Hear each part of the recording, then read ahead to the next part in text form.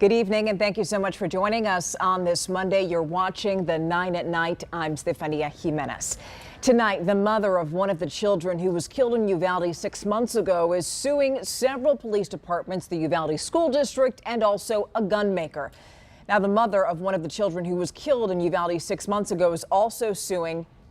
Her name is Sandra Torres, excuse me, and she is the mother of Eliana Cruz Torres, who was killed at Robb Elementary May 24th, and today she filed the federal lawsuit, and it accused those named of a, quote, complete failure to follow the active shooter protocols. It also accuses them of violating the victim's constitutional rights by leaving them inside 2 classrooms with the gunman for more than an hour. The group Everytown for Gun Safety is helping Torres. Now, typically, gun makers are immune from federal law from lawsuits. However, the families of the victims from the Sandy Hook shooting won a $73 million settlement from the gun maker in their case.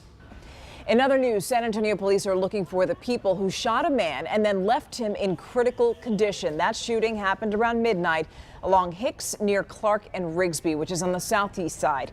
Police tell us that 2 groups of people in separate vehicles got into an argument, and when the victim got out, someone shot him. He was rushed to a hospital. The suspects took off. Officers did not describe the suspects or the car that they were riding in.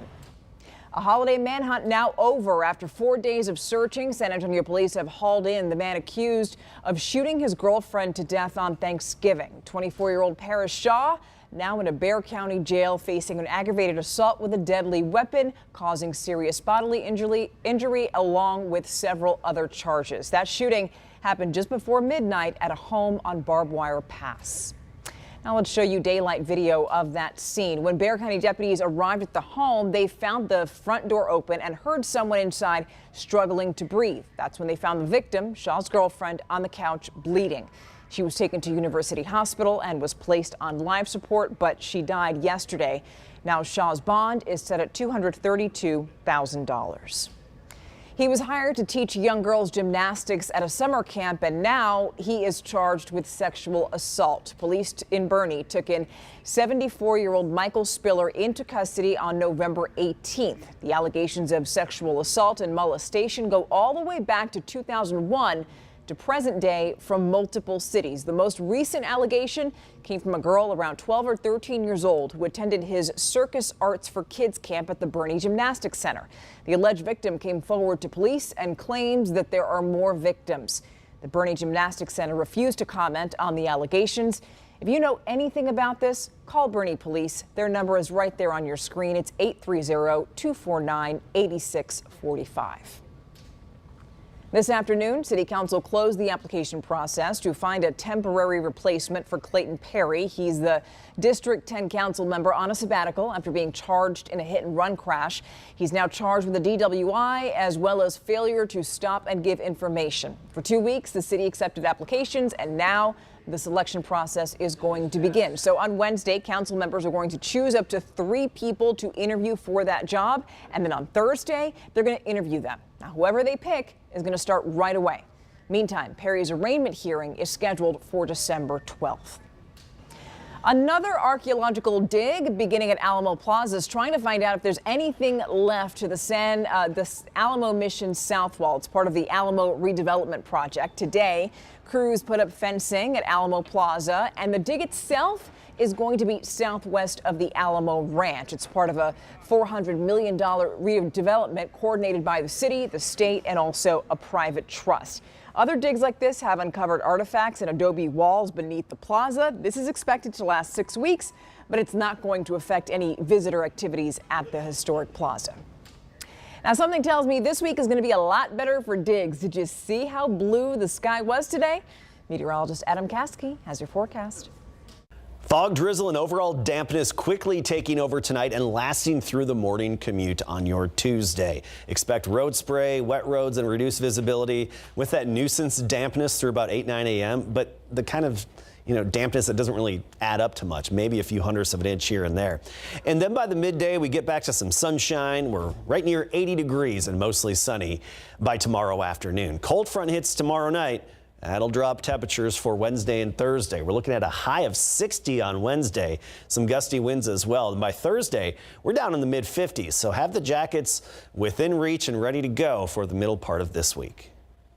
Bit of a roller coaster there. So I have a question here. How are you feeling? Because COVID, flu, and RSV cases are up, and doctors are telling people to make sure that they're up to date on their vaccinations. Specifically, though, they're worried about children. There are fewer pediatric beds available across the country, even right here in Texas. And so doctors are afraid that the sicker people get, the worse it's going to get for kids. In some regions of the country, we're seeing that the hospital system for pediatrics are at the point of almost being overwhelmed. When you have very little wiggle room of intensive care beds, when you have like almost all the intensive care beds that are occupied. Now, medical experts suggest that if you're going to be getting together with other people this holiday season, which of course you expect to do, you should just go back to the basics and use common sense. Wash your hands, wear a mask around others, especially if you're in the vulnerable category. It's also a really good idea if people take a quick COVID test before they go to a get-together. Now, you really got to feel for your neighbors, our neighbors in Houston. Millions there are under a boil water notice after 2 transformers at a water treatment plant went offline. Robert Arnold from our sister station KPRC has the story from Houston.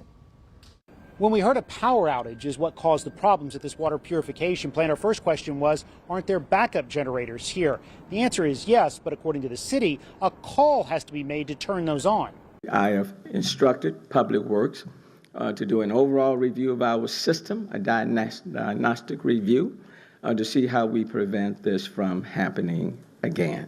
A bad cell is being blamed for taking out the East Water Purification Plant's main transformer and backup transformer. That caused water pressure to drop to critical levels. When pressure drops below a certain level, contaminants can creep into our water. I'm not a technical person. I can't tell you why both failed. The facility is equipped with backup generators, but the city has to ask NRG to turn on those generators. The city did not make that call, saying the loss of power was an internal problem, not a loss of power from the grid. You have the grid providing power, and you have your generators to step in. When these 2 transformers failed, it prevented the power to the system. We then asked if the system is equipped to instantly provide backup power so there is no disruption. We had, state of, practice redundancy built into our system, but we're gonna push ourselves to go beyond that and ask those questions.